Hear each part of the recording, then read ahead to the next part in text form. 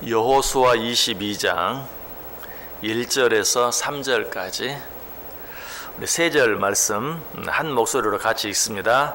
그때에 여호수아가 루벤 사람과 갓 사람과 므낫세 반지파를 불러서 그들에게 이르되 여호와의 종 모세가 너희에게 명령한 것을 너희가 다 지키며 또 내가 너희에게 명령한 모든 일에 너희가 내 말을 순종하여 오늘까지 날이 오래도록 너희가 너희 형제를 떠나지 아니하고 오직 너희의 하나님 여호와께서 명령하신 그 책임을 지키도다.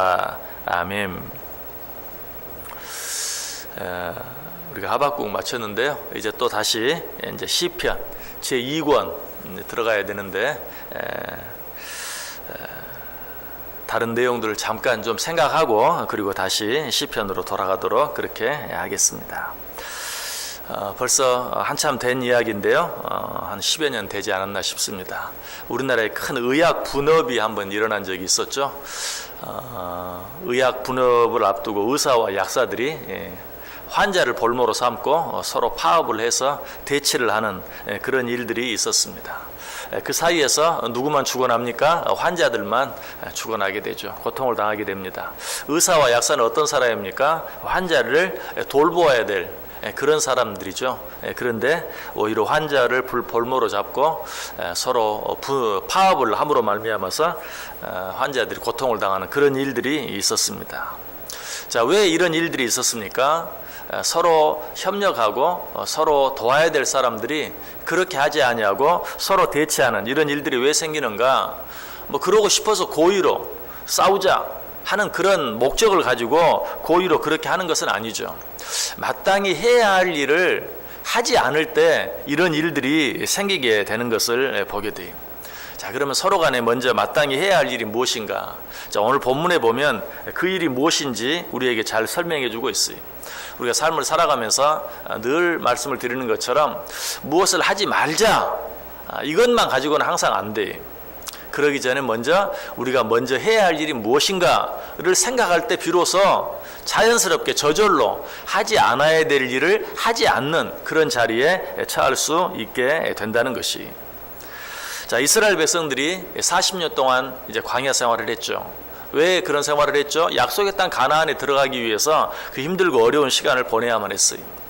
자, 그런데 그들이 40년 광야 생활을 끝내고 약속의 땅 가나안에 들어갔습니다. 자, 그럼 약속의 땅 가나안에 들어가서 그들은 그저 도착하자마자 편안하게 살 수 있었습니까? 그러지 않죠. 이미 그 약속의 땅에는 가나안 7족이라는 이스라엘 백성들의 힘으로는 도무지 물리칠 수 없는, 물리적으로는 도무지 그들과 싸워서 이길 수 없는 가나안 7족이 그 약속의 땅에 이미 자리 잡고 살고 있었어요.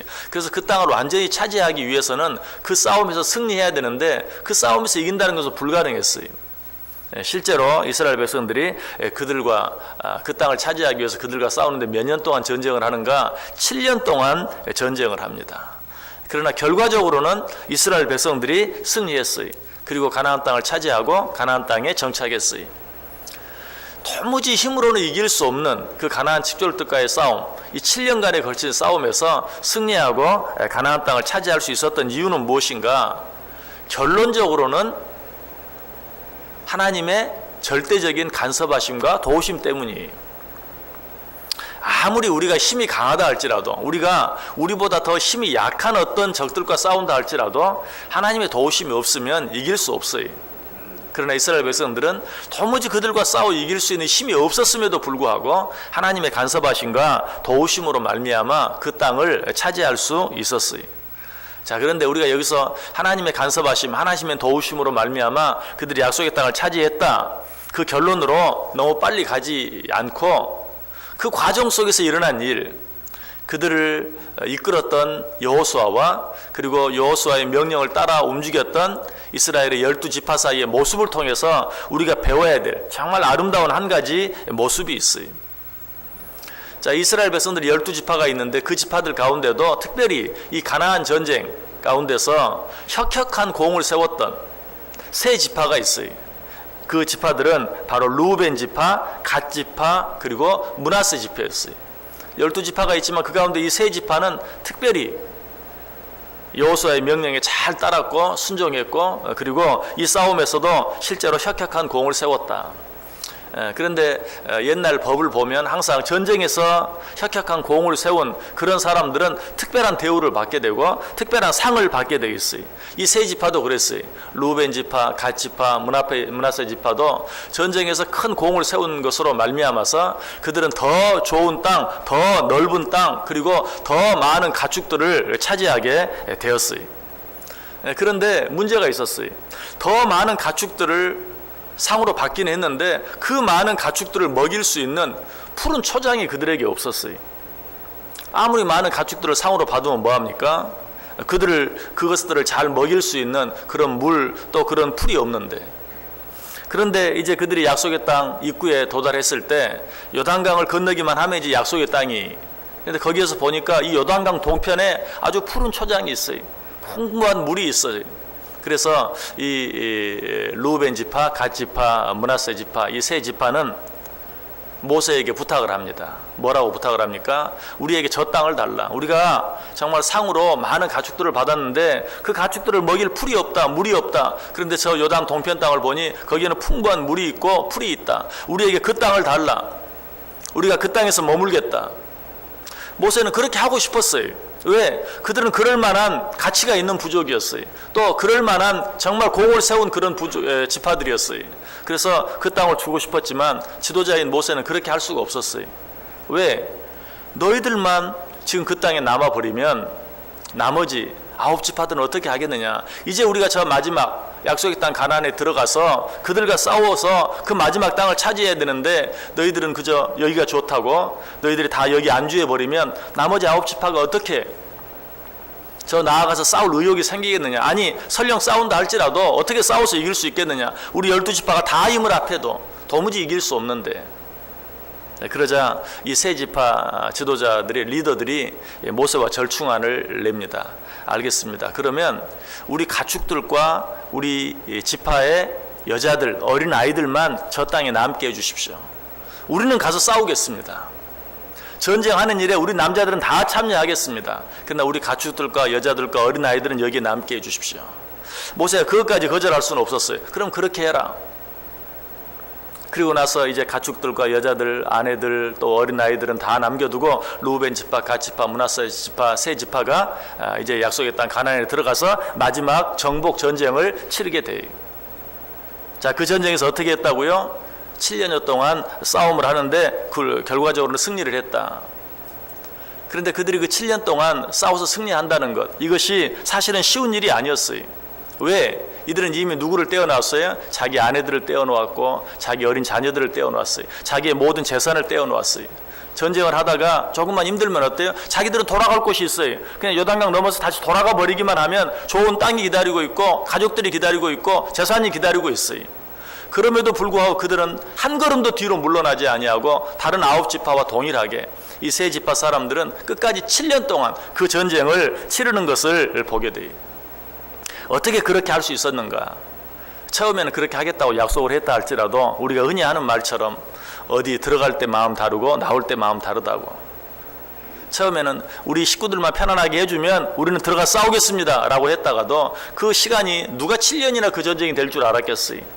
그 전쟁이 힘들어지고 또 그 기간이 길어지면 누구라도 포기하고 뒤로 돌아설 수 있어요. 그러나 그들은 그렇게 하지 않았어요.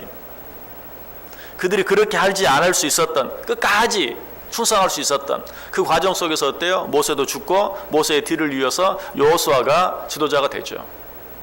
사실 그들은 누구와 약속을 했습니까? 처음에는 모세와 약속을 했어요. 우리에게 저 좋은 땅을 주기만 하면 우리 아내들과 우리 어린아이들과 우리 가축들을 거기 살도록 허락만 해주면 우리가 들어가 싸우겠습니다. 누구와 약속을 했어요? 모세와 약속을 했어요. 그러나 정작 모세는 약속의 땅 가나안 입구에서 죽었어요. 이제는 그를 대신해서 누가? 여호수아가 그들의 지도자가 되었어요. 자, 이런 상태에서 얼마든지 핑계할 수 있어요. 우리가 약속을 한 사람은 모세인데 이제 모세는 죽고 우리가 약속한 것과는 전혀 상관없는 여호수아가 지도자가 되었다. 우리는 더 이상 싸우지 못하겠다. 우리는 우리 가족들이 있는 땅으로 돌아가겠다. 얼마든지 그렇게 할 수 있었어요. 그러나 그렇게 하지 않았습니다. 끝까지 7년 동안 한 사람도 자기 가족들이 있는 곳으로 돌아가지 아니하고 그 싸움에 참여합니다. 그렇게 할 수 있었던 이유가 무엇인가? 그 이유가 오늘 본문에 나와 있어요. 오늘 보면 다시 보세요. 그때 여호수아가 르우벤 사람과 갓 사람과 므낫세 반지파를 불러서 그들에게 이르되 여호와의 종 모세가 너희에게 명한 것을 너희가 다 지키며 또 내가 너희에게 명한 모든 일에 내 말을 너희가 청종하여 오늘날까지 날이 오래도록 너희가 너희 형제를 떠나지 아니하고 오직 너희 하나님 여호와의 명하신 그 책임을 지키도다. 어떤 내용인 것 같아요? 지금 여호수아가 르우벤 지파와 갓 지파와 므낫세 지파를 칭찬하고 있어요. 너희가 정말 이 싸움에서 얼마든지 뒤로 빠질 수 있었지만 너희들은 돌아갈 땅이 있지만 그럼에도 불구하고 너희들은 그렇게 하지 아니하고 너희들이 약속한 모세가 죽고 그 뒤를 이어 내가 이제 너희들의 지도자가 되었음에도 불구하고 너희들은 끝까지 모세와 한 약속을 끝까지 지키고 너희 형제를 떠나지 아니하고 이 싸움에 끝까지 참여해 주었다. 내 명령에 끝까지 순종해 주었다. 너희들이 마땅히 해야 될 그 책임을 끝까지 지켰다 라고 칭찬해 주고 있는 것을 보게 돼요. 여러분, 바로 이것입니다. 그 어렵고 힘든 상황 가운데서도 얼마든지 핑계하고 돌아설 수 있는 가운데서도 핑계하지 아니하고 돌아서지 아니하고 끝까지 목숨을 걸고 이 세 지파가 충성할 수 있었던 이유가 무엇인가? 그것은 여호수아의 칭찬 때문이었다. 너희들이 지금까지 잘해 주었다. 너희들이 지금까지 얼마나 충성했는지 모른다 라고 그들을 칭찬해 주었을 때 그들은 끝까지 싸울 수 있었고 결과적으로 그 전쟁에서 승리할 수 있었다. 자, 우리들이 일상을 살아가는데 우리들 사이에 꼭 필요한 일이 뭘까요? 서로가 칭찬하고 격려하는 일이. 그래서 히브리서 10장 24절에도 서로 돌아보아 사랑과 선행을 격려하라. 격려하라. 우리 가정에서도 교회에서도 또 지금 우리나라가 처한 이런 상황 가운데서도 온갖 분열과 분쟁이 판을 치는 이런 가운데서 우리가 정말 할 수 있는 일이, 아니 마땅히 해야 할 일이 있다면 무엇인가? 서로 칭찬하고 격려하는 일이. 이런 일이 없으면 우리의 가정도 교회도 나라와 민족도 온전히 설 수가 없어요. 칭찬과 격려에는 큰 힘이 있어요. 찰스 슈왑이라는 사람은 사람에게서 최고의 것을 이끌어내는 가장 좋은 방법은 그 사람을 칭찬하고 격려하는 것이다 라고 그렇게 이야기했어요. 왜 칭찬과 격려가 이렇게 큰 힘을 발휘하는 줄 아세요? 사람은 본성적으로 그 마음속에 인정받고자 하는 욕구가 있어요. 그러므로 그 욕구를 만족시켜 줄 때, 칭찬과 격려로 그 욕구를 만족시켜 줄 때 사람들은 자기가 할 수 있는 최선의 힘을 발휘할 수 있는 것이. 여러분, 신앙생활 하는데 나 혼자 잘하겠다고 다짐하고 결심한다고 해서 되는 것이 아니. 부부 사이에도 마찬가지. 우리가 신앙생활을 하기 위해서는, 서로가 잘하기 위해서는 서로가 칭찬해주고 격려해주는 일이 필요해요. 성도들 간에도 마찬가지. 서로가 칭찬해주고 격려해줄 때 비로소 신앙생활을 잘 해나갈 수 있어요. 자, 이제 벌써 2017년이 시작되고 한 달이 지나가고 이제 두 번째 달이 되었어요. 그렇게 금방 12달이 또 지나갈 것이. 지난 한 달을 생각해 보면 여러분 어떻습니까? 한 해 동안 내가 하기로 작정하고 계획하고 시작했던 그 일들 한 달 동안 잘 해내셨습니까? 아마 잘한 부분도 있겠지만 잘하지 못한 부분들도 틀림없이 있을 거예요. 그리고 일반적으로 이야기하면 잘한 부분보다 잘하지 못한 부분이 더 많을 것이. 그렇다면 우리가 어떤 일을 시작하고 그 일들을 끝까지 잘 해나갈 수 있는 가장 좋은 방법은 무엇인가? 누군가의 칭찬이 필요해. 누군가의 격려가 필요해. 여러분 자녀들이 정말 이 한 해 동안 성공적인 그런 삶을 살기를 원하십니까? 칭찬해주고 격려해줘 보세요. 그러면 정말 할 수 없는 일, 아니 이미 중단해버린 어떤 일까지도 다시 시작하고 그 일을 성공적으로 끝마칠 수 있어요. 이처럼 칭찬과 격려는 정말 필요하고 중요하다. 우리가 어떤 일을 잘 해내기 위해서는 내 안에 있는 재능, 내 안에 있는 능력도 필요해. 그러나 그보다 더 중요한 것은 다른 사람이 내게 해주는 칭찬과 격려예요. 그래서 칭찬은 무엇도 춤추게 한다고요? 고래도 춤추게 한다. 이 말은, 칭찬은 고래도 춤추게 한다는 말은 칭찬은 우리로서는 도무지 할 수 없는 어떤 일을 할 수 있게 만드는 힘이 된다라는 것이.